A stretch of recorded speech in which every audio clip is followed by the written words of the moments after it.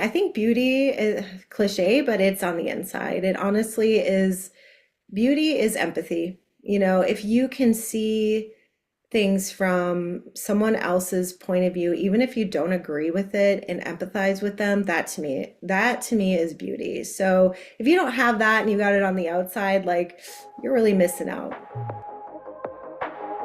Welcome to the Beauty Talk podcast, where we feature how the best medical practitioners help their patients to look better, younger, and healthier. Now, enjoy the show, and here's your host. Danielle Gouw here. I'm the host of Beauty Talk. We feature the top medical practitioners in health and beauty, both inside and out. I have Andrea Tornes, the founder of Tone for Life and a no BS hormone and metabolism coach for women 40 plus. She specializes in helping women lose stubborn weight, regain energy, and rebuild strength without dieting by addressing the real root causes of midlife weight gain: hormones, metabolism, and muscle loss. Known for blending functional medicine science with real-life strategy, Andrea has helped hundreds of women who did everything right finally see results. Her work focuses on sustainable body recomposition, hormone education, and helping women feel powerful in their bodies again. So, Andrea, welcome and glad to have you here. Yes, thank you. Glad to be here.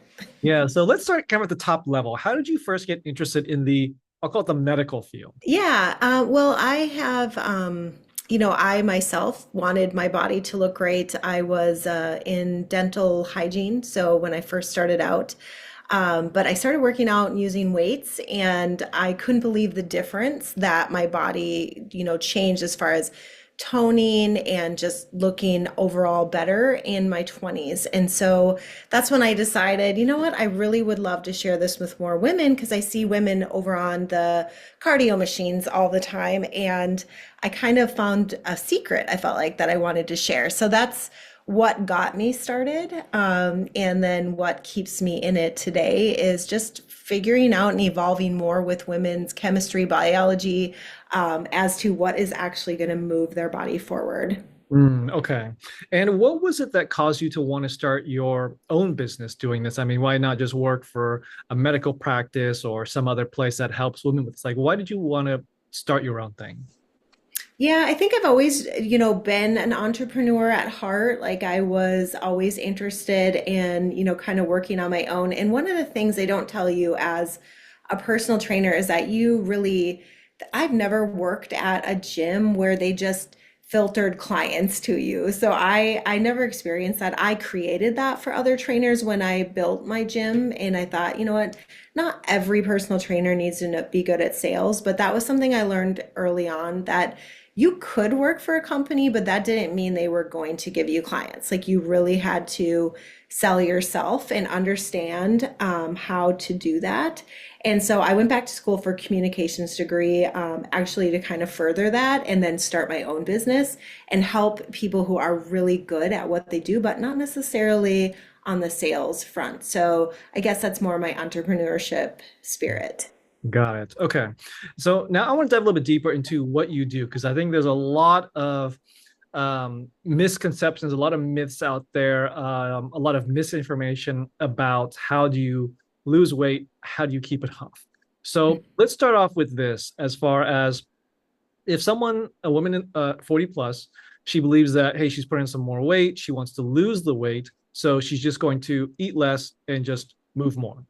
Now, is this going to be helpful for her, or is it actually going to backfire on her, and why? As I think that's how most people think about it. Oh, just I'm putting on weight, I just have to eat less, and I just have to exercise more, and it'll solve itself. So could you talk a little bit more about that? Yeah, yeah. So that is the common misconception, I think. And I would say that's, more of a younger person or a male's strategy that, basically that women have been told to do, and it's been our culture. And most women know the first time that they do it, it usually works pretty well. But each and every time after, it basically our metabolic rate is slowing down.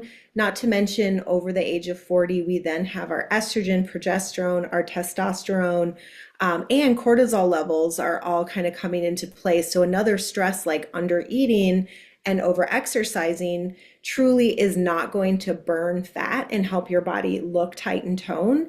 It actually is going to probably be catabolic, and which means it will eat its own muscle. And so the belly fat from the cortisol and the stress of that low eating and over exercising then actually kind of redistributes and makes your body look worse, in my opinion. And then the next time you go to do this diet or whatnot, it works less and less and less. And there's hormones underneath the scenes that become disconnected.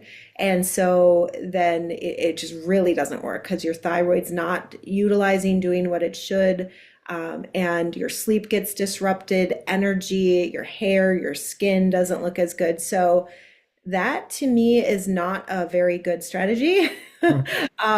Maybe short term to give your, mind a little bit of peace, like, oh, the scale's going down, but it will come back to bite you.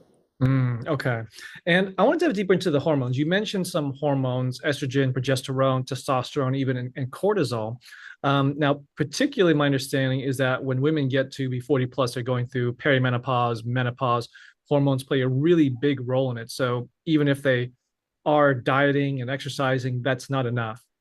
So could you dive a little bit more into the hormonal part of it? Like, what do women really need to know as they're going through this about hormones and how it affects them and what they can do to, I guess, overcome it? Yeah, well, I think the thing to understand is that it is stressful for a woman's body. Like we don't just have this testosterone that kind of stays at this certain level or whatnot, like a man does. It is very different. Like we have a cycle. So, come into perimenopause and that cycle starts to become erratic. So our estrogen stays up here, which is more extroverted hormone versus the progesterone drops down. And so a lot of women who never had issues with symptoms of PMS, bloating, weight gain, poor energy, brain fog are starting to see this and inflammation because they start to become estrogen dominant. So ways to combat that is to do things like you can do hormone replacement therapy. You also can eat enough protein. You can reverse diet to bring your metabolic set point up. So that's just very foreign for women because we're told to, eat less. And that's typically what we think is going to give the results. But it's actually a lot the opposite of that. There's also peptides. So that works really well for women, especially in a microdose to, come in as a tool and get rid of that inflammation, get rid of insulin resistance due to the estrogen and the progesterone being wacky in perimenopause and help them burn belly fat and keep it off along with lifestyle habits. So those are some, good things. HRT, peptides, our nutrition and our workouts all can, get women moving in the direction that they want. Okay. You mentioned reverse diet. What is reverse diet? Yeah, isn't that a funny? So reverse diet is basically when you diet or if you've cut out carbs, your body starts to not understand how to utilize those. And so you can't just say, okay, I weigh 160 pounds, I'm 5'6", I could eat 2,300 calories a day. I'm going to go ahead and do that if your body's been used to 1,200 calories. So what'll happen is basically it'll be too quick. Your body's not going to digest the protein. It's going to be overfed because the metabolic rate is too slow. So what we do is you slowly increase calories over time so that your body can acclimate and start to re-energize its metabolism. It's called a reverse diet. So we're actually asking women to increase their food intake week after week to make sure their body feels safe. It can start fat burning. And typically when we do that, we start to see inches come off the waist, energy comes back, sex drive comes back, they start looking better, and it's a wonderful thing. So and that's what a reverse diet is. And it basically increases their metabolic set point and then if you work out with it, strength training, you get muscle too. So you look much more toned and nice the way that you would like to. Okay. I think it's a very big misconception. It's like, oh, I eat more, but then I lose weight. So I think Yeah. that's interesting. And you talking about resetting your metabolic set point. So is that basically whatever your body is getting used to, that is your new normal, even though it's different from where you started? Yeah. Okay. Yeah. So, because I think Yeah. that that's the other side of it. Like when people think, oh, if I just eat less and less and less and less, I'm going to lose the weight. but my understanding is that if you eat less, that's your new normal and it's not going to work anymore. That's why eating less and less that's not sustainable over time, right? Because you're just setting a new low normal, and then you set a new low normal, and there's only so far down you can go. Exactly. Yeah, because I had done that. So I was, about 43 years old. I had done, diet. I'd been working out, doing diets, whatnot, and I started gaining belly fat out of nowhere. And no one had ever talked to me about this. And I owned a gym and I had to, kind of look good. And I was like, wow, this is really different. So I thought, well, I'm going to cut my calories to 1100. I'm going to eat 50 grams of carbs. And then that wasn't working after 8 weeks. And it was very weird to me. It was very scary. And so then the next thing I did is I added an hour of spin classes a day. Because I was like, okay, when I did my first bodybuilding show, we did lots of cardio. I'm sure I'll lean out. Still was not seeing results. And that's when I was like, wow, there's something really broken. And that's when I discovered reverse dieting, adrenal fatigue, perimenopause, and became re-educated. I actually sold my gym because I was like, I am on a mission to share this with other women. So just kind of like the strength training thing, I feel like I'm always about one step ahead. But once I find something, I'm like, okay, dang, we need to tell every woman about this. Humanity deserves this. Yeah. You also talked about peptides. Could you explain a little bit more about what are peptides? Are they supplements? Are they pills? Are they shots? Like what are they? Yeah, that's a great question. So they are a messenger. So they're not necessarily a medication. I think it's, a lot of people misunderstand what they are. And they are your Ozempic, Mounjaro, if you've heard those kind of things, that's what a peptide is. So it's a GLP. The one that I typically use with my clients is like GLP, GIP, B12. So they have two different compounds, and basically it's a messenger to your body. Our body already has GLP, GIP in it.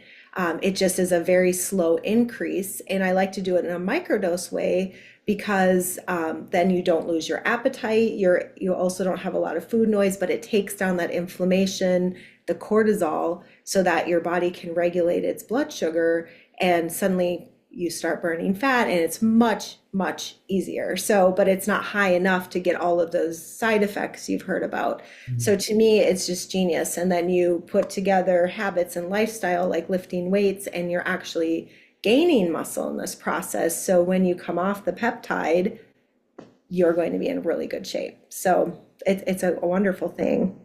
So the peptides is typically something that you do in a short-term period to get you to a specific goal. And then once you hit that goal, you try and get off of them, or it's something that you really want to kind of take ongoing forever. You could take them forever. I think that is, for me as a woman, I don't necessarily want to say I want to be on this thing forever. Like there's Oprah Winfrey, she just had a story about that. She took weight loss meds. She went off and she gained 20 pounds. Oprah has always had almost like an obese, gene or binge eating kind of issue.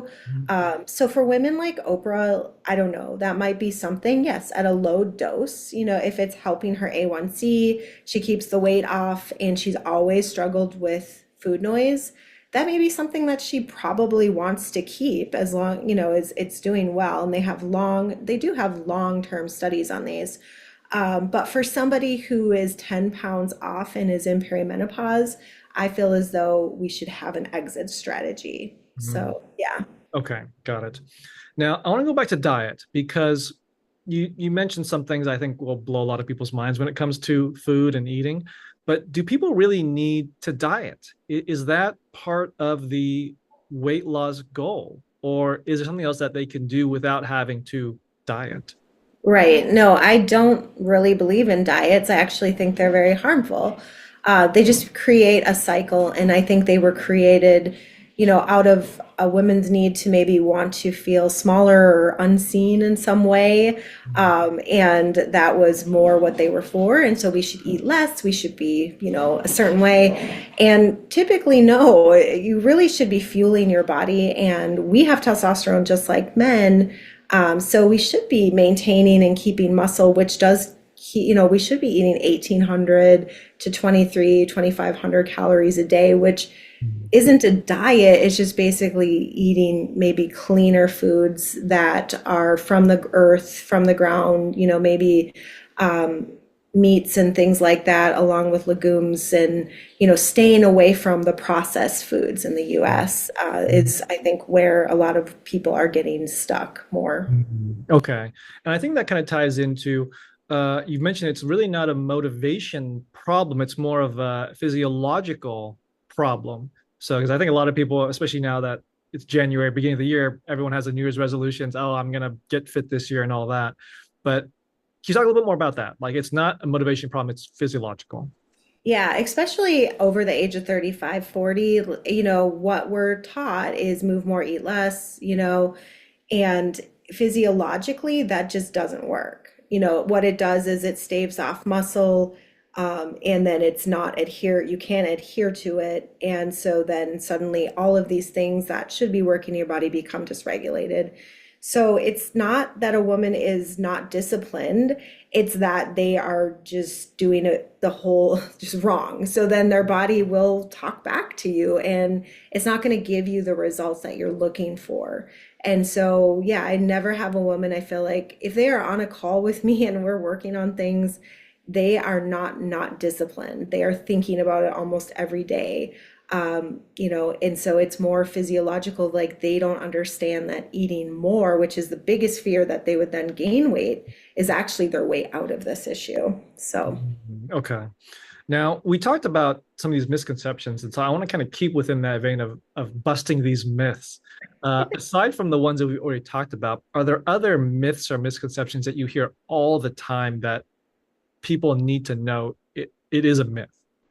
yeah, I mean, I do think the bulking up if you lift heavy weights. So I think the younger generation is getting privy to this, and even older women are understanding I need to strength train. One of the misconceptions, though, is that Pilates is strength training, or yoga is strength training. I kind of want to say, you know what, I love Pilates. It's great mobility work, and to a certain level, you're going to get strength, but you're going to need to use weights and resistance at some point as well. So I think the two things, you're not going to bulk up, ladies, if you become stronger. We don't have enough testosterone to create that. And usually if you're seeing that and you're that woman is very lean. And so that's why you can see her muscle and whatnot. It's not that she has more than someone else. It's just that she doesn't have a lot of body fat. So it looks bigger. But that's not necessarily because she weight lifted, okay? And especially if you're taller and have longer limbs. That also is this, I've trained way too many people to know that we're not going to bulk up. So don't worry about that. And then the second thing is if you go to a class that says it's strength training in a group environment, you do want to be somewhat cautious of, is it actually strength training? Am I going to failure at that last rep? So I always like look at the different body types in the strength area, and then I look at the different body types in the cardio area at the gym. And the ones in the cardio area and at races and things, they look much more bigger to me and like they have more body fat, honestly. But the men and the people kind of in the strength area tend to be much more lean. So it's like if we could get those women over there, I mean, these guys know something. And the reason that they are looking that way is because their hormones are really optimized. So if you don't have the testosterone or if you're not eating the protein, you probably need to also look at that. But those are two big myths that I think women think, oh, I am strength training. I go to group class. It's like, well, maybe we need to have 1 to 2 days where you really are going to failure with higher weights. Okay.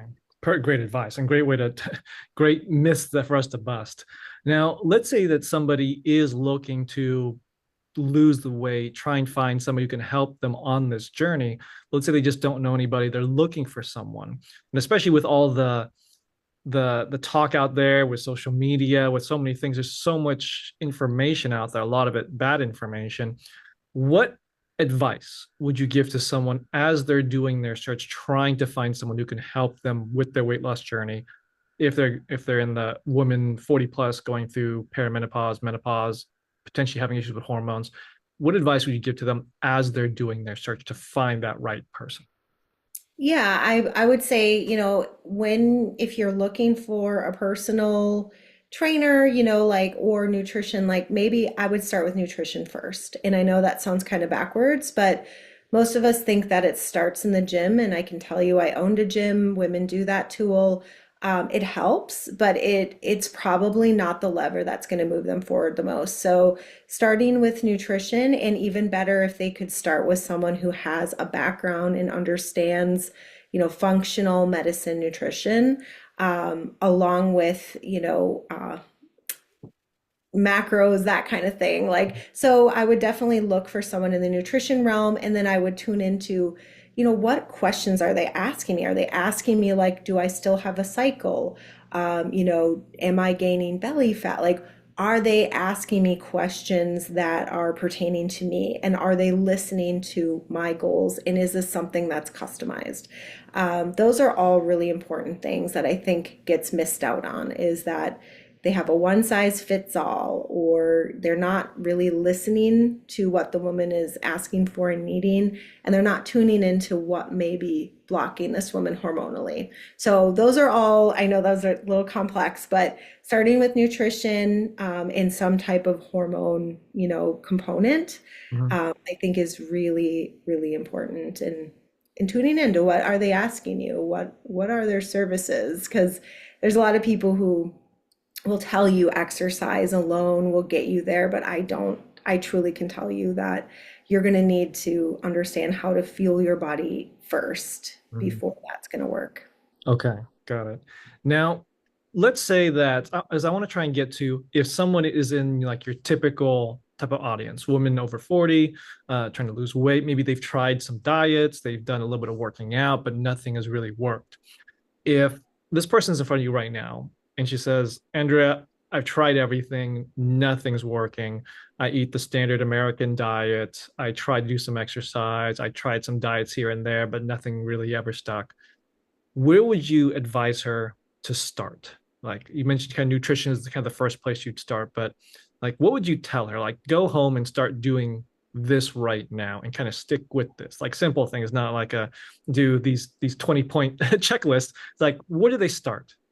Yeah, I think just starting to, put protein around every meal, if they could do that and just emphasize that, like in the morning, eating right away, and really watch that they're not going through their day with large gaps where they're not eating or just drinking coffee in the morning. I used to do it, and think you're intermittent fasting, but, and rewarding yourself for eating too little. Like really pay attention to the protein you're eating. I would also say get on a good bedtime routine. So if you're not taking magnesium glycinate before bed, that would be a great place to start. And make sure you do a little salt or electrolytes, because we really get dehydrated as we sleep.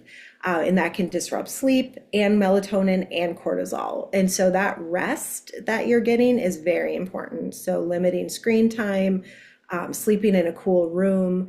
And then I would just say, make sure you're incorporating, like I said, 2 strength routines, workouts a week, like start there. Um, and then I obviously love the peptides, especially for somebody who has had a roadblock and hasn't had results at all.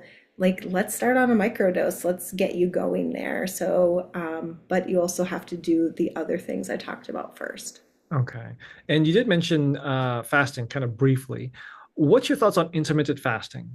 Is it good? Is it bad? Is it neutral depending on everything else that you're doing? What are your thoughts on intermittent fasting? Yeah, I think for a woman, it's not necessarily the best strategy because we're already under eating in a lot of cases and our body is very stressed. So I used to, do it myself, and I'd get to 7 o'clock at night and it was like, okay, I've hardly eaten anything today. Should I stop? Because my eating window is over and not eat. And so that's what I would do. And so 3 days later, have no energy, maybe the scale would be down, but it just my mood was gone, libido was gone. So I think if you have to choose between eating enough in a certain window, like if you're not able to accomplish that, let's not fast. Let's not start there. let's start elsewhere. So I'm not a huge fan of it only because I think it furthers dysregulated eating for women, honestly. But if they get their eating right, their exercise right, their sleep right, then they could use intermittent fasting, but it's simply not the first place to start. Yeah, I think it's again a really good way for men to do it because their hormones are much more optimized. They don't change as frequently as ours do. And it can increase testosterone in a lot of ways for men. Women, we're just a lot more kind of touchy with what's going on. And then if we're under fueling, over exercising, not getting enough sleep, it's just going to be another stressor. Got it. Okay. Now, I'm sure that throughout your experience, Andrea, you've had some maybe challenging cases or memorable cases. Is there maybe one story that you can tell of just one of those memorable or challenging cases and how you were ultimately able to get them a successful outcome in the end? Yeah, for sure. So I think almost every client, I don't have a client who's like, yeah, this has been working for me. It's like, I've tried everything, nothing works. I think about this on a daily basis. I want the scale to go down. And specifically, there was one client of mine, Lisa, that, she had gained quite a bit of belly fat specifically, and she was struggling with hot flashes. And so once we kind of regulated her workouts and took them down, and focused on the right ones. And then we also got her eating, foods that weren't causing her inflammation. So some of the foods that were surprising to us were, like nightshades. And this is specific to her. And then we had her eating more to kind of get rid of her adrenal fatigue. Her thyroid function went up, her belly fat melted off. Like she lost 30 pounds, but it was pretty much all body fat. And she was eating more, working out less, and she was ecstatic. So she threw on her wedding dress. So she was 50, and threw on her wedding dress from when she was in her 20s and was like, sent me a picture and said, look at this, it fits me. It was really, really fun. So that was one that, she had tried everything. And, just to me, it was not right for her body. And so that's what I see over and over again is those kinds of stories. But her specifically with her wedding dress was really fun. Yeah. Okay. Now, where do you think the future of, I'm going to call it wellness, like, where do you think the future of wellness is going? Yeah, I mean, I do think we're getting smarter, right? We're not going to work as hard. We're not going to, like this whole women are going to eat less, move more. I think that's moving on. Like, honestly, I think we're going to get smarter. We're going to have better peptide, like stacks, they call it, to basically help with recovery, to learn how to, have these messenger your body the right messages that might have gotten lost, due to toxic environments or eating too little or just overall aging. So we're going to learn how to anti-age. And I just think we're on the cusp of some amazing things. Like it's going to get better and better. But now, it's new and I think it's going to refine. And honestly, women are going to age much better. They're not going to struggle with, cardiovascular disease as much. I think they're going to look much younger due to these protocols that we refine and put into place. Okay. And with that in mind, what is your vision for your business, Tone for Life Academy? Yeah, I mean, my vision is, yeah, I'd love for every woman to, explore where their hormones are at. And so I think we're going to continue to expand on that and show women like, we don't just need to guess, we're going to test, and it's going to be very specific to you. In your genes, your body, and if they're open to doing peptide stacks and eating more food and doing the workouts, like it's that to me, that's where we're going. I'm going to teach women that it's not over at 50 or 60. Like honestly, like you're just getting started. Like you are in the last third of your life where you have so much to offer society, wisdom and knowledge. Like I have stories upon stories of things I've done in my life, and instead of checking out, my body's going to be in the best shape ever. And that's where I see women going to, and their voices are going to get louder, and they're going to support their communities more, and they're going to look good, and they're going to be confident. Those are where the Tone for Life ladies are going. It's an awesome vision.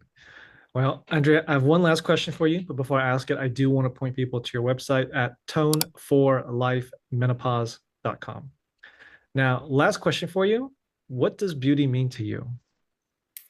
I mean, I think beauty is cliche, but it's on the inside. It honestly is, beauty is empathy. If you can see things from someone else's point of view, even if you don't agree with it and empathize with them, that to me is beauty. So if you don't have that and you got it on the outside, like you're really missing out. Mm. Okay. Well, there you have it. Andrea sharing her expertise. So, Andrea, where can people contact you and your business? Yeah, I mean, they can go to my site. They can also, I have a link tree site, but I mean, if they just go right through my website or Andrea Tornes um, on Facebook is a great way. You can message me there.